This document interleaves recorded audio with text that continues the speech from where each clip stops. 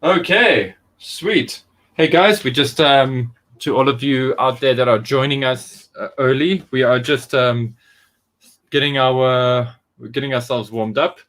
As you can see, I've got a whole bunch of painting stuff in front of me today. So we're just gonna say some intros, and cool. So let's do the general intro and let's go for it. Cool, guys. Welcome to another episode of Some Assembly Required. And I'm joined by the awesome Bart Simon. He should be like there. And then Jimmy. Dunk. Ah! I did, yeah. I was like, it's like E.T. moment. Oh, ouch. Ouch, that's your face. Ouch. That's Elliot's butthole. And today we're going to be talking toy restoration. Hey, did you just say I have a rebellious foothold? Because that's what it sounded like. I said that's Elliot's butthole.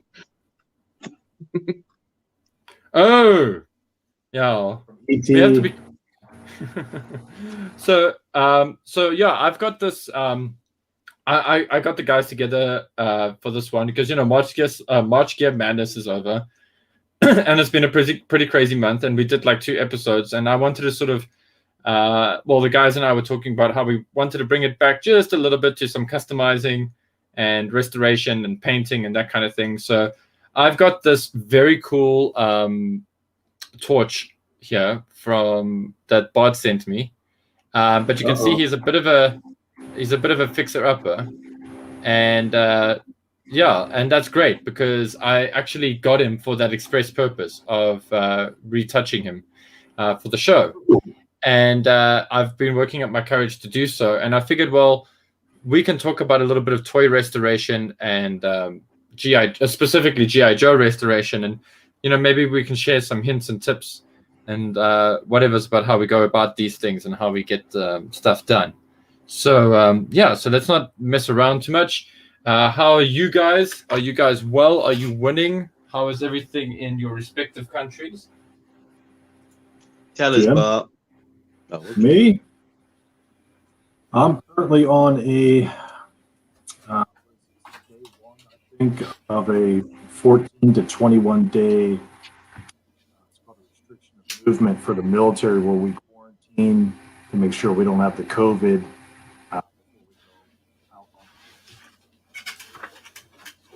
Long and painful. I'm stuck in a hotel room.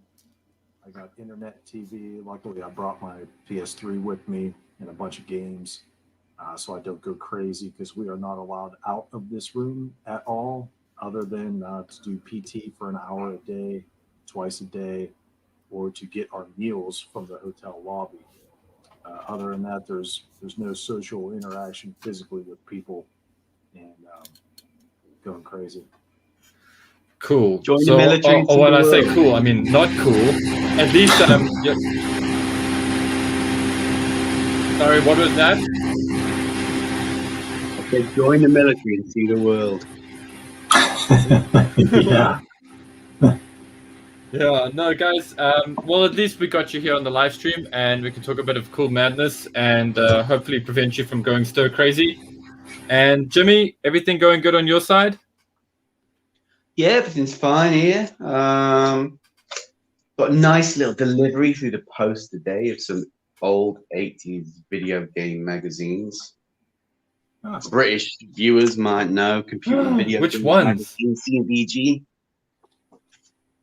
CVG, yeah, love CVG. Yeah, some from Yeah. Sorry, I'm just shaking these up. I figured I'd do it in front of the camera. Bart, your computer's about to take off. There's nothing I can do about that. I don't have my external fan to cool it down.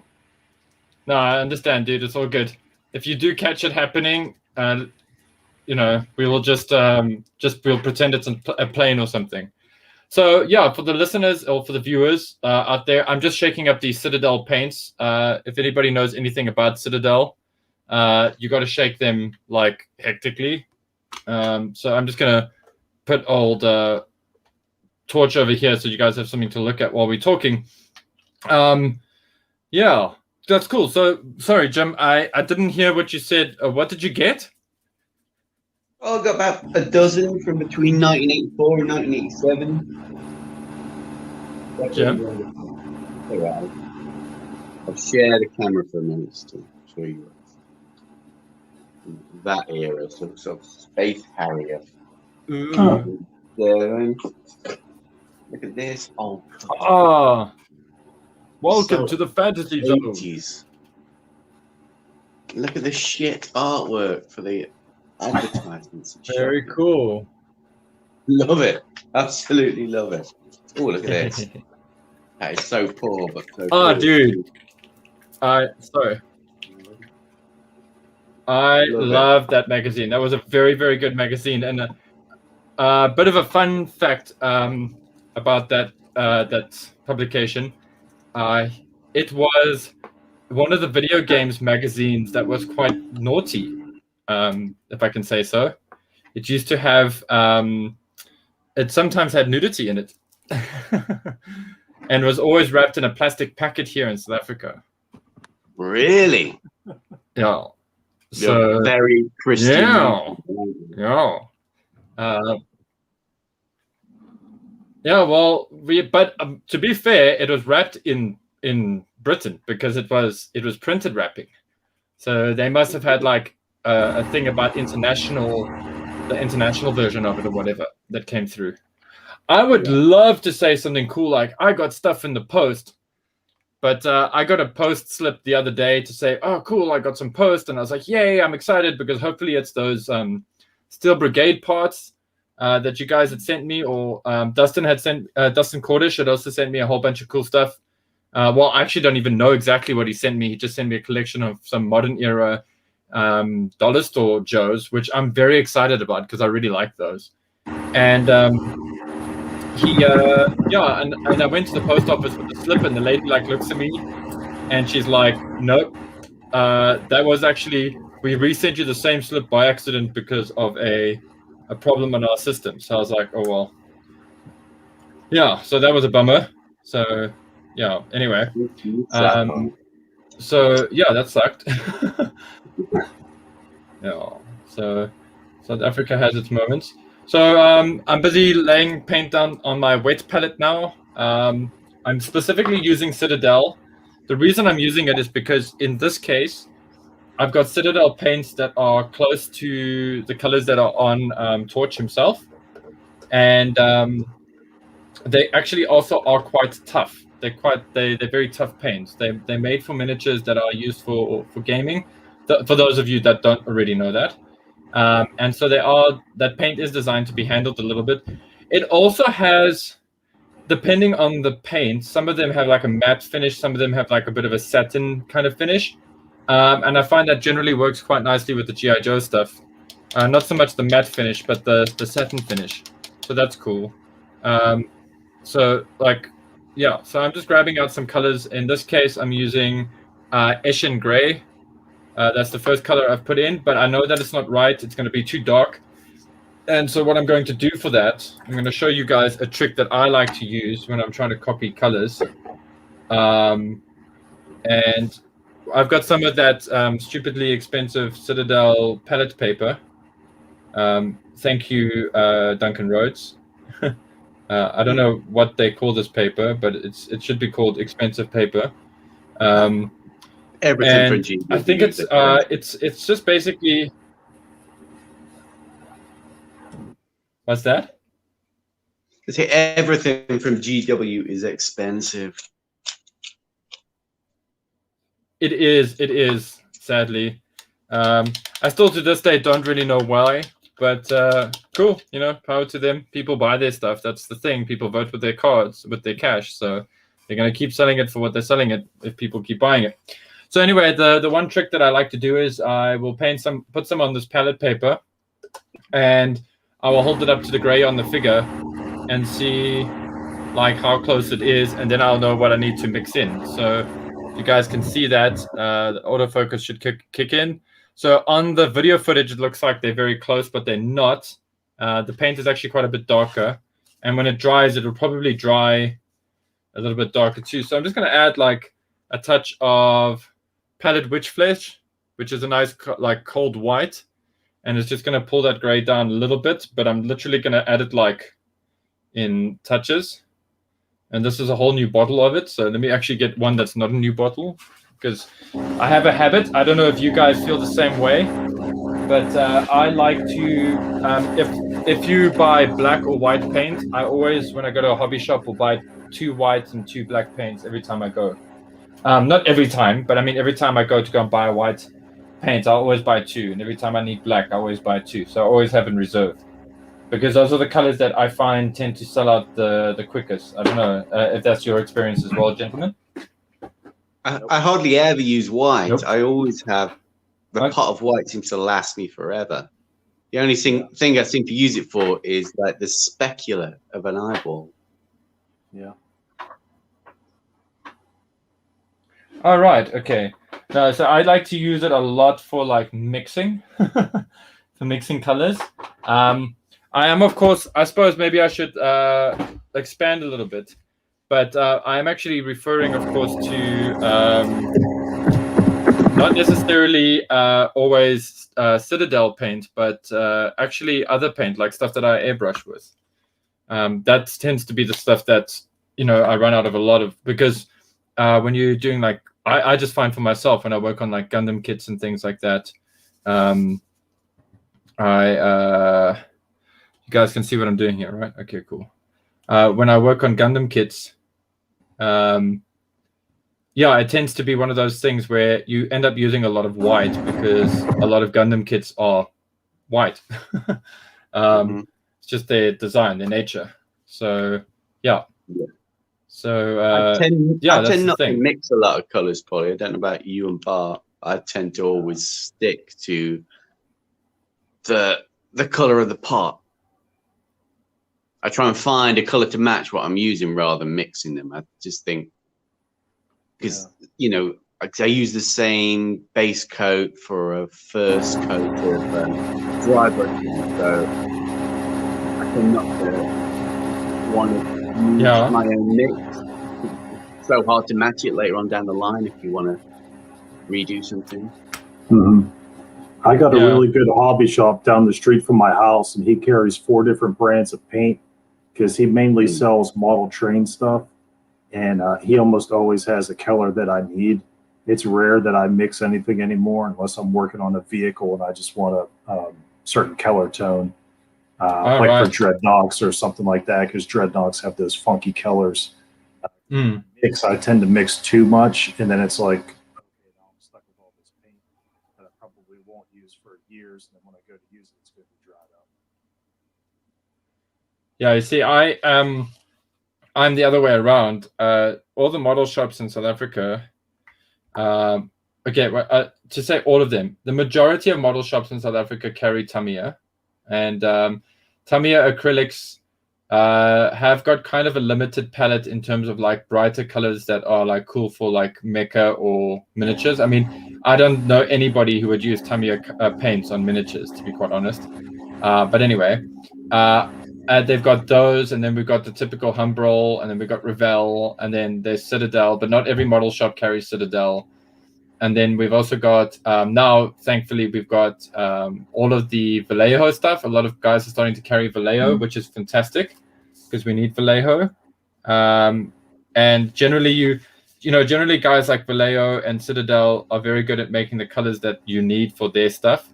But I like mixing colors. I have a thing. It's a habit I had to get into when I started model building, and it comes from building model cars, because even if you buy like Tamiya paints or whatever's in the manual, you usually have to like pre-mix colors and everything. So yeah, I sort of got used to doing that at quite a young age. So it's something that like really bugs me. That said, though, if I'm going to make something that I've got to airbrush, I do tend to make like a batch of it. I'm just mixing in a touch of black. I just want to see what happens with it. But I do tend to make like quite a big batch of that color. and that usually lasts me long enough to fix the model, to do the entire model kit, and then just to do a few touch-ups here and there. Hence buying lots of white and black, because I often use white to tone stuff sometimes. Okay, I think I've got the color. I think I'm happy with the color that I've got. And yeah, I suppose I should have started off with explaining why am I mixing all of this gray. So the biggest offender on this toy so far is the gray. The gray parts need the most work. And I think I don't know if I've got this right. I think I may have even killed it a little bit. I think I might have taken it right back to where it was in the first place. But anyway, yeah. So, but yeah, that's still a bit too dark. So the middle ground there was definitely the way to go. Okay, so that's cool. At least I know. Anyway, yeah. So I've got a lot of gray stuff on here that needs to be fixed, and I wanted to make sure the gray is right, because there isn't one spot on here where he's like, it's kind of odd because like he's strapped here on his arm.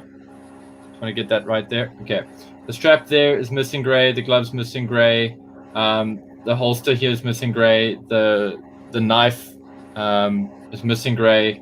So it's kind of like I'm going to be putting gray on so much of this kit that I better make sure that the color is as close as damn it, or at least like visually accurate, you know, like perceptually accurate, you know. So, and I'm like a pain when it comes to this kind of thing. So, and I think that comes from being in the profession that I'm in, where we do a lot of color matching and things like that. So anyway, so I'm not, yeah.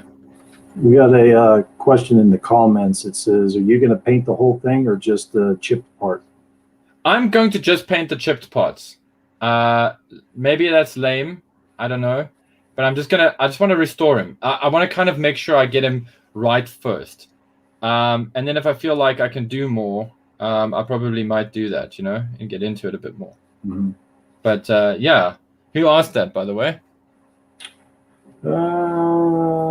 Nyquist 75. Oh, cool. Hey, what's up, Nyquist? Also, guys, sorry if I'm not doing major shout outs. I'm actually at my painting table, so I can see you all. But I just can't respond because I'm not in front of my keyboard. So, see how much of this I can do. Yeah, so coming on to this, yeah. With doing this, obviously you're going to keep this for yourself because you want a nice minty looking figure. Does it bother you that it's no longer original? Like for me, for my personal collection, if I'm going to put a figure in it, and I buy it off like eBay, I'm going to get the best looking one I can for the price I'm willing to pay. But if I'm going to put it in custom, then I'll buy, you know, one that's all messed up or whatever, try and restore it the best I can just because he's going to sit in there. That doesn't bother me. So it really depends on what I'm doing. I don't know if I do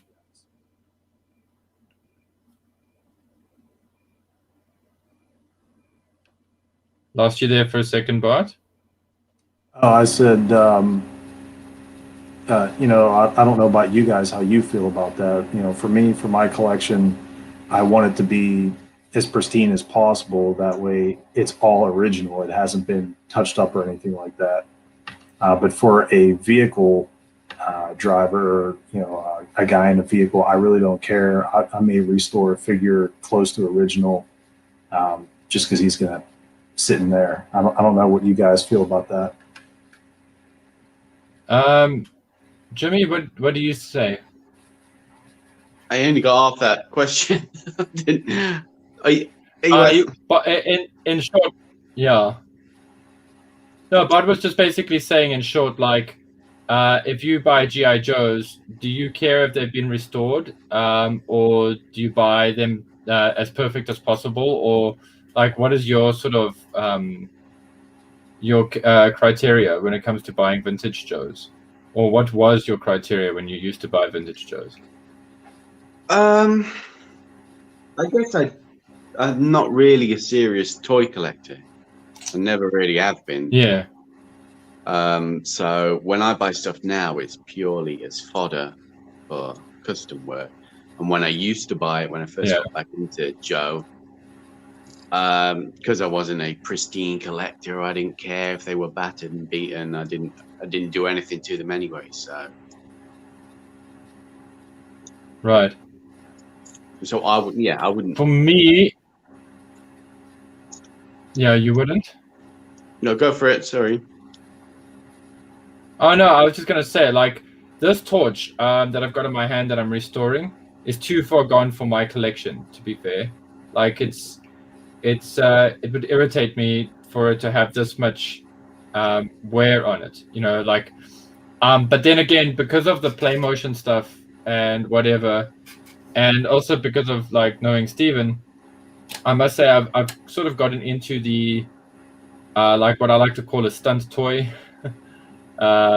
Whereas like you can actually like sort of it's okay that it's messed up because you know you're going to like be doing like crazy actions like dropping it off a cliff or you know landing a pogo on it or something like that, you know, so it's not like, you know, you're not worried about, you know, you're not being too precious about it. I say that, but then I still do that to the stuff that's precious in my collection. But like it's weird, like I think that has a lot to do with the markets as well. Like if I look at the South African toy collecting market, if I find a GI Joe at a flea market or something, it takes a lot of energy or it takes a lot of willpower not to buy it purely because I found one in South Africa at a flea market. You know what I mean? So sometimes it doesn't matter how like messed up it is. I'm just like, yeah, I want it. Unless the guy's like asking for some ridiculous price. Like, you know, if it's a shipwreck and he's like completely battered and the guy wants like $800 for it, I'm going to be like, no, I'm going to fly a kite. But yeah, but like I generally prefer them to be as close to good as possible for me personally. And I don't like the idea of buying a toy that's been restored, to be honest. I think a restoration is something you very much do for yourself. It's like kind of you accept that you're not going to sell it or whatever, and that's it. And then you're happy to restore it. At least that's my thinking. And it's a bit of a battle inside me mentally. Like even painting this, I'm like, is it still the same thing? Is it still torch now that I'm restoring it? You know. Yeah. What about it's guys a bigger, in the comments? it's a bigger thing in. It's a bigger thing.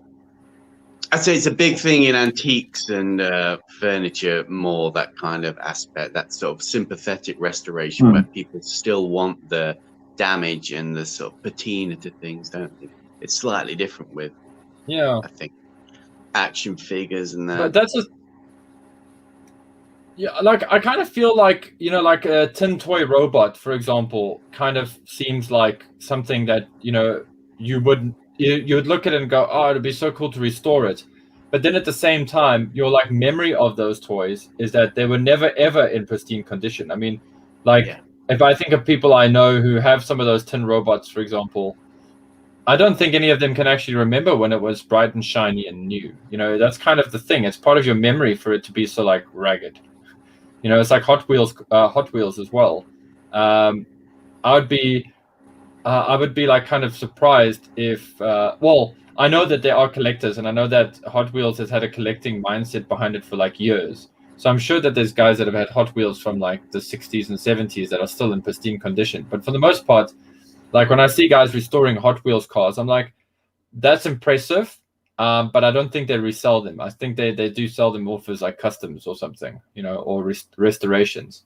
Because I mean, you can tell, like the hardcore Hot Wheel guys, they can tell if it's been restored, you know. And I think the hardcore GI Joe guys, the really hardcore GI Joe guys, can tell as well. I know Steven's got like eagle eyes. It's actually great. You know, like I mean, I say that because I bought an ambush and it had a broken lower leg. And I didn't even notice that. That's how ridiculously excited I was just to be buying GI Joes on the back of somebody's car boots. But anyway, Bart was there. He knows. Yeah. But yeah, man. And so you guys like, so if you do restore, like, I mean, and let's not even worry about so much about restoration. Like what is your process, guys? Like when it comes to like, how do you know, build up your palette? Like, what is your mindset when you go into stuff? Do you take other toys and go try to match their palettes? What's your deal? Jim? I don't really restore. To be fair, the furthest I go with toy restoration is stripping it down and cleaning it. Sometimes, like that pogo that ended up in your hands, Paulie, Yeah. I'll go with Yeah. repro stickers on it. Because Oh, cool. Okay. badly applied decals really boil my piss. Okay. But generally, I just think I prefer it just giving it a good clean and then leaving any damage or scrapes to sort of. I treat restorations a lot differently than I treat customizing, basically. All right. Okay. Yeah. So but I mean, you're also like by trade, you're a carpenter. So like, don't you like, do you do any like kind of furniture restoration or whatever's for your clients? Yeah. I've done a lot of work for the National Trust, which is like a heritage organization. Things like that. Yeah, you tend to slightly artificially age things to sort of so they blend into what you're trying to fix. But that's quite I don't do a lot of that, but I have done some of it, and it's quite a skill, to be fair. There's guys that sort of specialize in it. Yeah, I've seen that actually. I've seen that here locally. There's a lot of like professional furniture and antique restorers here in South Africa. Especially because there's a lot of like, I mean, we don't have like as old a country as yours, for example, but there is a lot of stuff that's like sort of not quite old enough that people want to get rid of it, you know, but it needs a little bit of something to it, you know. Yeah, generally it comes down to stuff like I know a friend of staining and mine. waxing to blend that kind of thing. So as I'm doing this and I'm painting on this guy, sorry, just to share some thoughts. I'm obviously seeing, I mean, the first layer of paint is coming on and it is looking very like, and I know I'm doing some stuff that might be pissing off or might be annoying people. My dogs say hi, by the way, if you can hear them barking. I might be doing stuff that like might be annoying people, like when they see it, like in my technique, but that is just my technique. As it stands, obviously I can get better. This is the first time I've done this kind of brush painting in a few weeks, and it's a weird thing, but you kind of have to get back on the bicycle again. But anyway, as I'm doing this, I notice when the color goes on, it feels lighter, but then as it cures, it starts to look actually pretty much the same. But this Eshin Gray padded witch flesh mix that I've got has got a bit of a matte finish. So I imagine at some point I'm going to have to do a little bit of a gloss coat on it, which I probably was going to do in the first place anyway. Like I thought about it and I was like, I'm probably going to gloss coat it because I want to protect it. You know, I want to keep it safe and prevent any scratching, because sadly any paint that I put on here, no matter how tough it is not as tough as the original sort of factory applied, you know, paint made out of like radioactive material that they put on the original GI Joes. Yeah. Yeah. You could even do like a blending stroke, and that way your eye will hide the difference in the two. Yes. Yeah. So that's actually I hate to say it, that's an artist's trick, because I don't like the idea that it, like, you know, you're separating somebody who's painting a figure from an artist, because I think there's a lot of shared skill there. But yes, that is something that, like, so for example, a portrait or landscape painter may do. So yeah. Anyway, so what's happening in those comments, guys? I'm sort of seeing but hey, Greg's here. Yeah.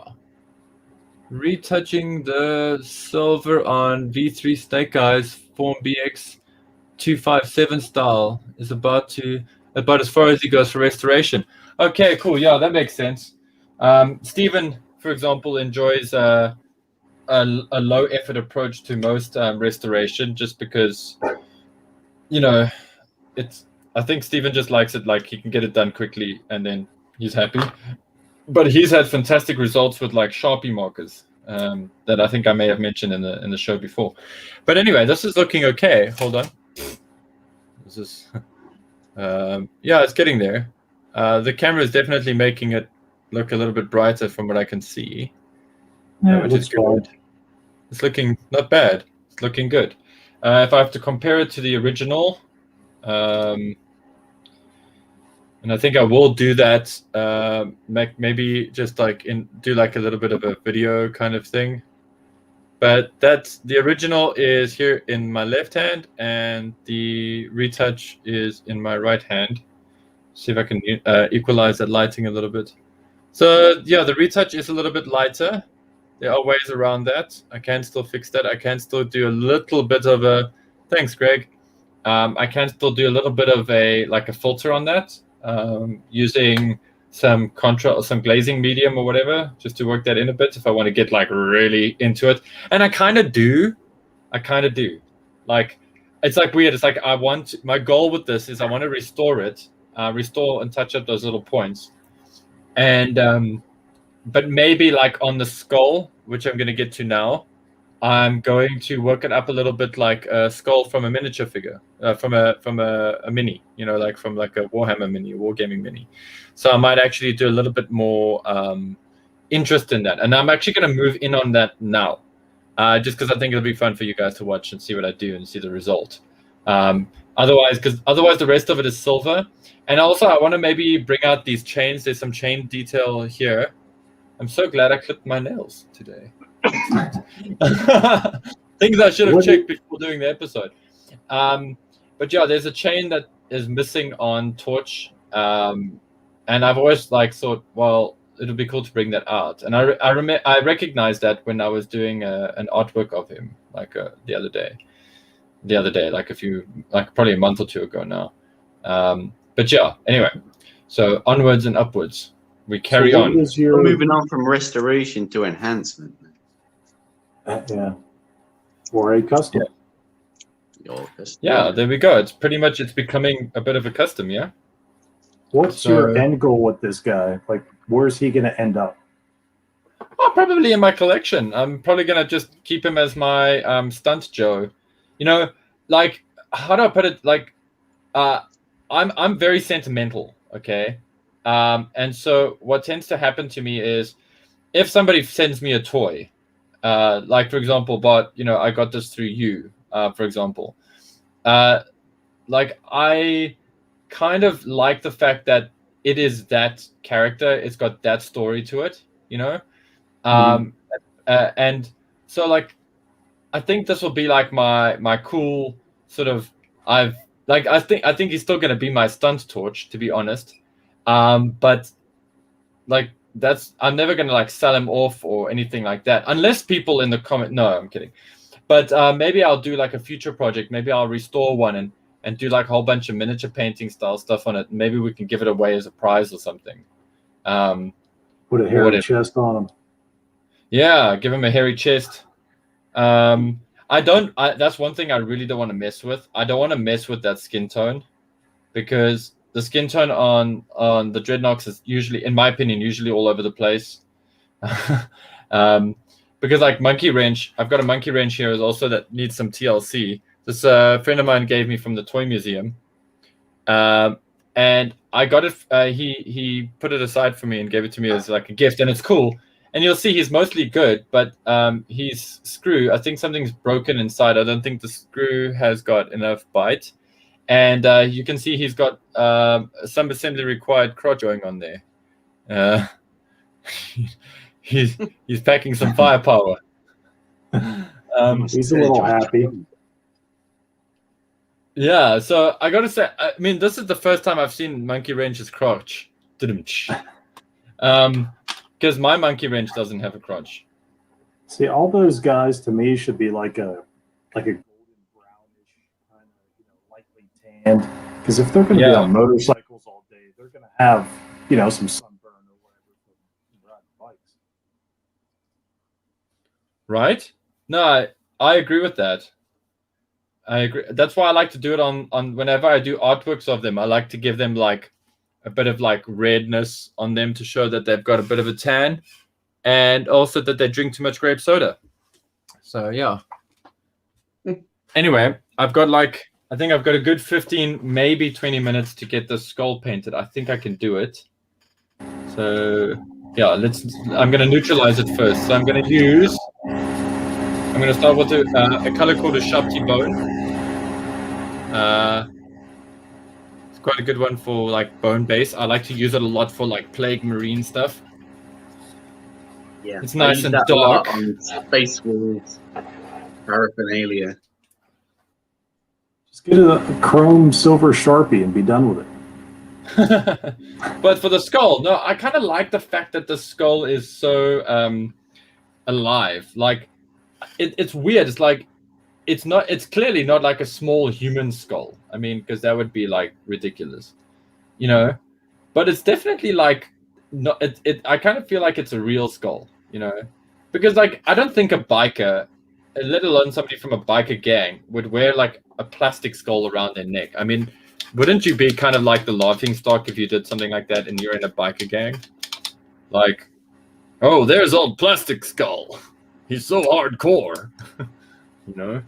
I'd have one made out of silver or whatever. You know, it's like an accumulation of crap you've stolen that you had somebody make into jewelry for you. Yeah. I like that. That sounds cool, actually, Bart. Incidentally, the Sharpie bone seems to be a very similar color to the actual skin tone on the piece. So, whoopsie. But that's actually not a bad thing, because now I sort of have an approximation of what they used for the skin tone. Yeah. So, yeah. So I'm going to kind of... It's going to disappear into him now. You can see it there because there's like shadow. And also, guys, I'm using daylight lamps if anybody cares. I use LED daylight lamps. In this case, I like to use cold light. I find that it's easier for me to match colors under a cold light than it is under a warm light.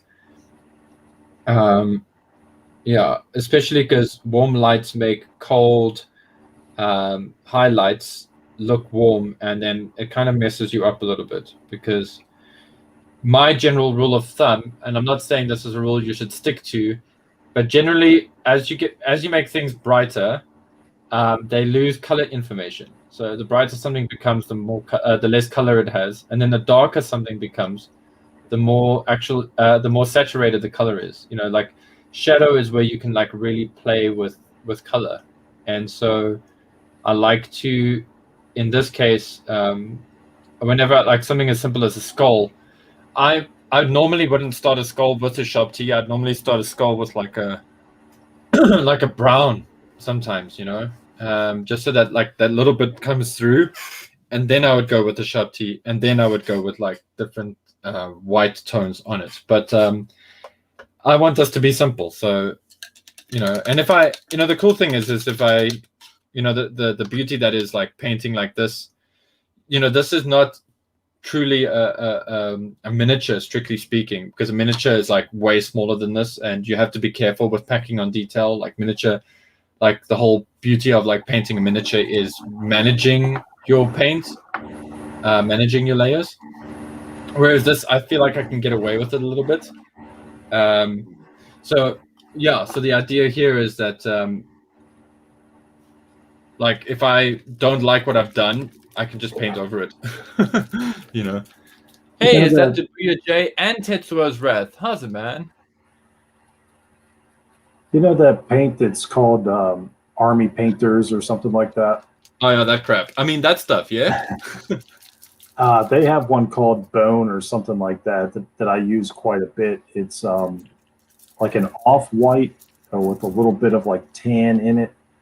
Yeah. I use that a lot. I like that for sometimes flesh or white details. So if I have something that's white, I'll put a little touch of that on it to give it a little bit of like a shadow or something. Yeah. But I know you don't like that paint. I like it a lot. That and to me, okay. I think I'm not being terribly fair on that paint, to be fair. I haven't had good experience with the Army Painter stuff that I have to hand. Like, and this is the thing about paint, and I suppose it's good to share this with our viewers. All paint companies have strengths and weaknesses. Like personally, I think Citadel's metallic colors suck. Like, I don't like them. I find that they're too grainy. I find that they're too fragile. I don't like using them, and so I rather opt to use like Vallejo's metallic colors and whatever's, right? Because that's just me. And you might find that there's like a whole bunch of other people out there who swear by Citadel's metallics, right? Army Painter, with the colors that I've tried, I've just found that they are extremely watery and they require a lot of like shaking, like a lot of shaking and like thinning and whatever's, just to make them feel like a good paint. Because I feel like the release agent, the bonding agent in them is very watery, and that tends to spit out with the paint sometimes. I don't have any of those problems. Now with Model Masters, I have tons of problems. I don't even use that paint anymore. I don't know if the shop I get it from just has had it been sitting on the shelf for a while and it's crap. But I won't use their stuff. Yeah, like that's the other thing, right? The age of the paint. That's how long has it been sitting there for? I mean, Model Masters has surprised me. Like, I always avoided it because on the internet, everybody's like Model Master this, Model Masters that. And my model shop, ironically, has a whole bunch of Model Master stuff that they're now getting rid of because there's no suppliers bringing it into the country anymore. And they have a really nice, like sort of muscle car metallic purple that I bought. I think it's called like Phantom Purple or something like that. I got to say, that is really great. That, like, I applied that and it gave me such a fantastic gloss coat, and I used Tamiya thinners for that. So maybe it was a combination of the Tamiya thinners, because the Tamiya thinners is very good. It's not just a normal thinner; it's a thinner with like a leveling agent and stuff inside it. And yeah, I got really good results with that stuff. But yeah, dude, I've heard a lot of people complain about Model Masters. I hate the enamels. Testers enamels can jump off a cliff. Quickly, guys, I want to ask you guys. I'm going to vote here quickly. I'm going to see what you guys think, Jim and Bart. I'm thinking of putting a little bit of a shade onto that skull first, just to give it a little bit of definition. Should I use Seraphim Sepia, or do you reckon I should use a Reichland flesh shade? I go for the sepia, definitely, mate. Yeah. Okay, cool. I have actually that'll be new for me to try. What's that, Jim? I say the flesh shade I find that? a little bit too red for things like bone. You see, where it does work for me is on the Plague Marines, because they have so much green on them that it really looks nice because it's complementary. So, but then when I've done like a Plague Marine with white armor, I've also found that the Reichland was too red. And then I tried Seraphim. That's actually why I bought the Seraphim Sepia, just to give it a shot. And yeah, like, I dig that, and that's actually very cool. No, that's why I wanted to see what you guys thought. So I'm going to try it now on this guy. I think we're going to get a good result here because he's mostly cool colors, and I think the Seraphim is just like the right kind of thing. So just for our viewers out there, I'm putting a bit of this stuff. I think you can see it on the palette. I'm making it really thin. I don't like to use the stuff straight out of the pot. I find it to be quite hazardous to do that. So I'm gonna be very, very sort of gentle with it. So you might not actually see anything happen as I put it on, but it takes time for it to get that feel. So I'm just gonna ease it in there a little bit. I quite like and if I feel it's too thin, I will just shade for that kind of thing, Paulie. Oof. Yeah, beautiful. Yeah, Agrax is good. I just felt that it was just a bit too brown for me right now. So I kind of want to have something that creates a nice sort of split between the skull and the skin, if that makes sense. Yeah, because the skull's round, so it needs some kind of shadow. Yeah, not just that. It's also like because it's a lighter color, and I want it to have this like faux occlusion shadow, and yeah. I also just want to bring out some of these little details here a little bit. So like I was privy to a conversation that we were having in Starbucks in Tennessee around the time of JoeCon.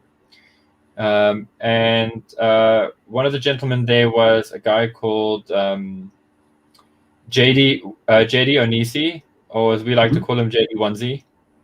He likes it when people call him that, by the way. He's an avid customizer. He does some cool stuff as well. And I think we need to get him on the show sometime. Him and his buddy Brian Hatch actually do some very cool stuff. And anyway, he can't stand using washes on a vintage figure. Like, what are your thoughts on that, guys? Yeah, generally, I don't like seeing people do this kind of highlighting, shading style on the vintage figures. I just think that the sculpting and the proportions kind of look a little off when you start going into that sort of realistic detail with them. I always wondered if maybe if you were going for that kind of factory finish, clean look with a figure, whether if you did a zenithal undercoat to it and then sort of a thin base coat over the top, where you get that kind of effect where it doesn't look shaded, but you're still getting definition between the highlights and the shadow. I think that would be very cool to do. I think that would be interesting to see, and maybe I should give that a shot. Actually, that probably worked better. I'm going camping soon. Right? Yeah, that would be the trick. You would need. I feel for like zenithal, I don't think you have to have an airbrush, but I think an airbrush definitely makes it a less laborious process. You know, I think for the base coat over the top, definitely. Because I do zenithal without an airbrush. I use rattle cans and then dry brushing to get that highlight at the end. But I think when you paint over the top of that, I think you definitely need that the sort of the thinness and the sort of mist that an airbrush gives you. Otherwise, you just end up coating the zenithal, and it's kind of a waste of time. Yeah. But like, so I'm like, as you guys know, I'm actually going on holiday for the first time in a long time, and my Joes are coming with me, and I found this very cool PTE tent. So, which means I got one of these bad boys. Like, this is rock and roll in his before days. So maybe I should like zenithal one of these bad boys as a test and see what happens. You know? Yeah. Sure. God damn. Otherwise, these guys just sit and they're so ugly. But like, yeah. But I mean, like, I've seen these guys take like Barbie dolls, like Disney Barbie princess toys and stuff, right? And I've seen them like repaint the faces, and it's incredible because when I look at them in the shops, I kind of go, okay, you know what? For that caliber of toy, I think the faces are okay. You know, like, you know, it's not trying to sell itself as like having the most accurate likeness. It's kind of like it's a likeness that is good enough. So I look at that, and then I see like what customizers do, and I'm actually blown away by how well some of these dudes actually do these faces. It's like, it's incredible. Like, wow. You know. So maybe I can whip some of that magic into you know, pre GI Joe rock and roll here. Some of those figures, they have like guns and stuff on them, or cool hats. I'll cut that stuff off and like dremel the helmet out and save that kind of stuff. But those figures are pretty much junk. But we do have a question in the comments from Joe Mahlerworks. He wants to see that tent again, if you could. Oh, of course. So I don't want to pull my camera too far away. I don't want to zoom it out, but I also don't want to get paint on the tent. But yeah, it's like a little triangular kind of vibe. Inside, it's got this cool little frame going on here. It's a great tent, man. I love this, and I couldn't resist buying it because I'm like, I'm gonna take GI Joes with me when we go. So I'm like, at least my GI Joes get to come and camp out with me. You know, you like to pitch a tent. Yeah, and who doesn't when they go camping, right? So double entendre. But I hope that that footage helps there, Joe Moller. Greg Blanchett, I see. Oh, thank you, man. He just said, Paul, this detail work is exceptional. Thank you very much, Greg. Lucky that I've had some chance to practice. It's just practice, man. Just, you know, I don't want to trivialize people's skill by saying anybody can do it, but then at the same time, I don't want to put people on a pedestal. It's something that I think everybody can do to varying degrees of success, and there are lots of ways to get around. Like, there are ways to get around it, and it's weird. It's like, you know that saying, if you can fake it before you make it. Sometimes with like painting small detail, you do fake it first, and then the more you fake it, you just one day you start being able to paint eyes on a miniature, and they don't look like, you know, the guy sat on a cactus. So, you know, it's the thing. The good thing about that is it's paint, so you can paint over top of it and screw up or wipe it off with some kind of thinner or something. You know, so it's not something to get stressed about. It's just something to just keep doing and practicing. Yeah, I think the trick there, like, Bud, we sort of lost you there, but I could hear you a little bit. I think the trick there is, like you said, like, don't get yourself broken up and all messed up about it. Kind of be like, this is the best I could do today. Learn from it. You know, if you're an analytical type of person, you know, maybe make some notes for yourself. But yeah, man, like, don't sweat the small stuff when technically that's exactly what you're doing. You're sweating the small stuff. Yeah, just paint over it. Just paint over it, exactly. Wear your scars. You know, it takes time to get. It just takes time. It takes time and a schedule. You know, make a schedule for yourself. There's lots of things you can do to improve.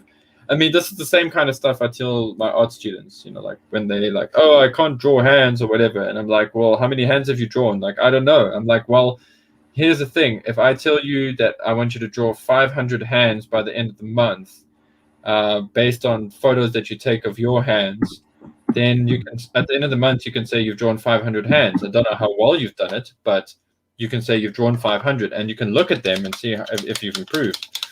And, you know, the first few will take like maybe an hour or 2 hours to draw, and as you get better and better at it, you'll start finding ways to cheat. And yeah, I mean, and just talking about hands, I just want to do a little bit of cross-sell promotion. We just did episode 193 of GI Joburg, where we spoke about Snake Eyes Origins, the movie. We also spoke about Snake Eyes Dead Game, the comic book.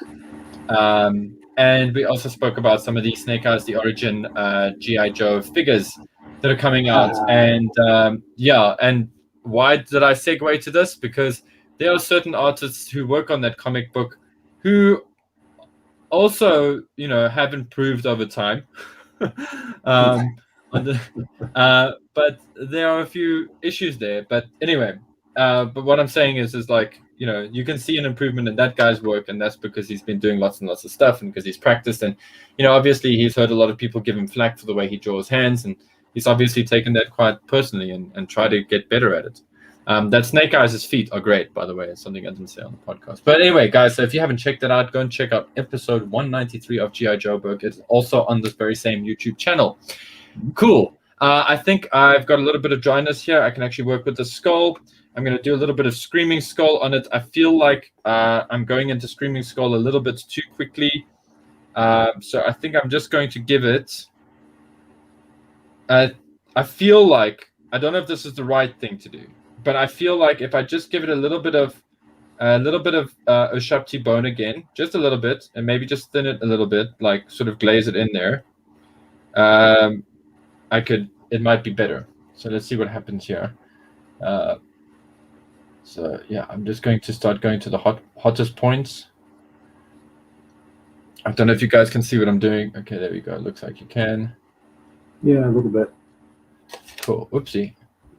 Yeah, it's so kind I'm of just what trying to. I always do after I've Right. applied a shade is I often go back in and highlight using dry brushing, but using the base color again. Yeah. Yeah, that's actually something you taught me, Jim. That was like, I call that, it sounds odd, but I call it the Jim Godfrey technique, where I kind of like also do that as well. Here I wanted to be careful because I didn't want the dry brush to catch here. And I'm also doing this at like quite an awkward angle. If you guys want to know what kind of angle I'm doing this in, this is how I'm sitting, obviously, and then the figure's there, but I'm kind of like, it's kind of like I'm painting it like this. So it's like, woo, parallax. Anyway, but yeah, that is actually, that's very good advice, and that's, I learned a lot from doing that. So guys, listen to Jim. He knows what he's talking about. Yeah, it not only sort Damn of it blends in your shading, but it also acts as a highlight as well. Before you hit it with your highlight and it's color, goodies. it's a nice way of blending, and it's pretty easy to do. I think you need to put a tattoo. And the problem with like a highlight is like, it's actually like, a highlight is like an Olympic event. Don't you find? Like, it's like you're about to break the pole vaulting record, and you know you train and you get it in your head, and you like sort of look at the kit and you kind of like, okay, how am I going to approach this? How am I going to do this?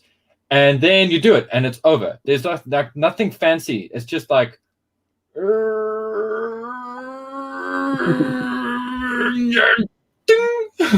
know. You okay? Yeah, sorry. It's just like, I don't know. That's just kind of how highlighting works for me. Like, it's over before it even starts, and I'm like, oh, was that it? And then I look at my finger. I'm like, why is the specular highlight on his forehead and not on his eye? So, cool. I'm just thinning this out a little bit on my palette because I also want to build this up a bit. I don't want this to go on like quite as hard. But also, anytime you guys use white tends to be quite chalky because it's actually quite a big pigment. I'll give you a bit of a tip when it comes to mixing white. Mix white into things. Don't mix things into white. You actually generally find you'll get better results that way. You'll get a less chunky color. That helps. Okay, so here we go. Hold on to your assholes. I mean, to your butts. Do you paint the rivets? I paint the rivets sometimes if they're too shiny just to match. I do stuff like that as well, yeah.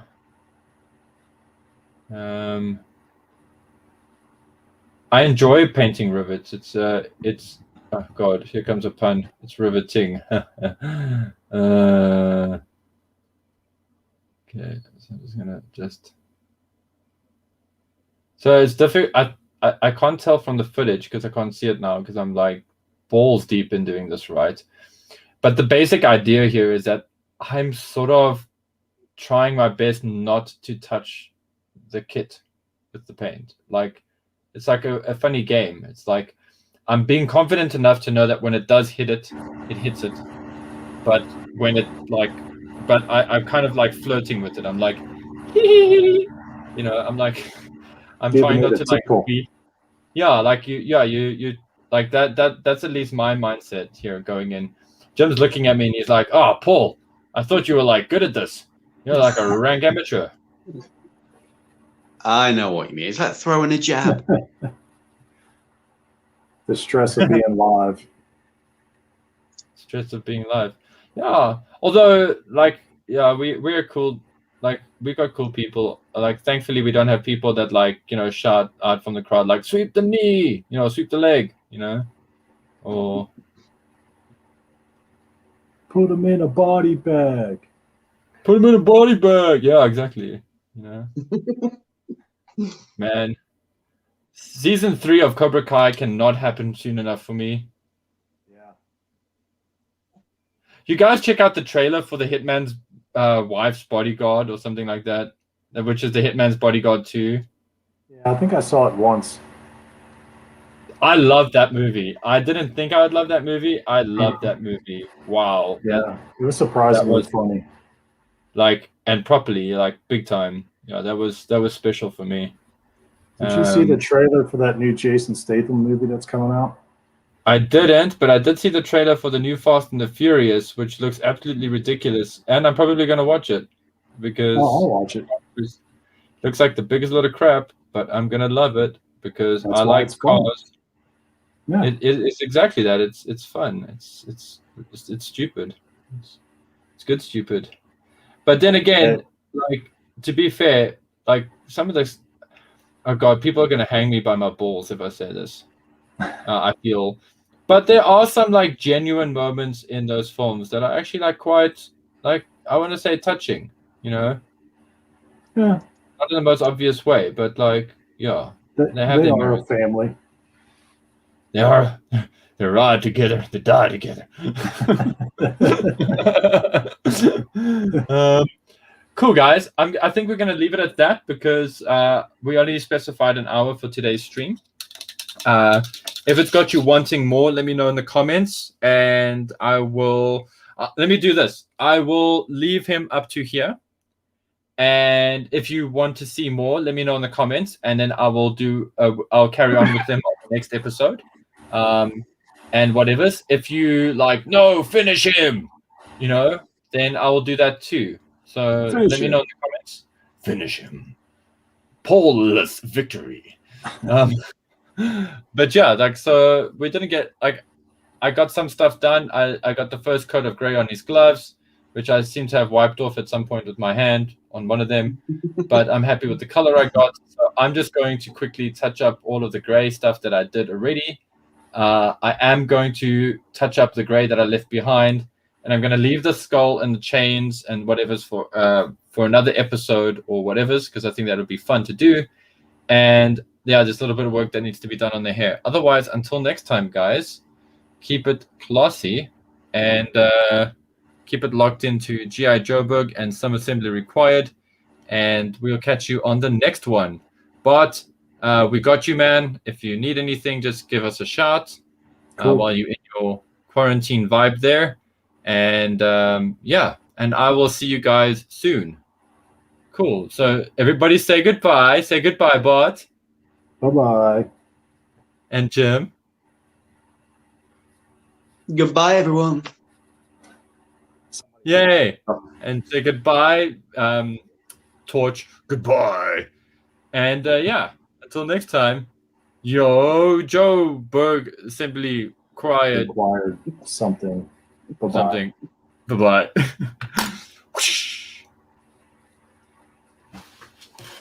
Yeah. And in broadcast. Cool. You gonna stop recording?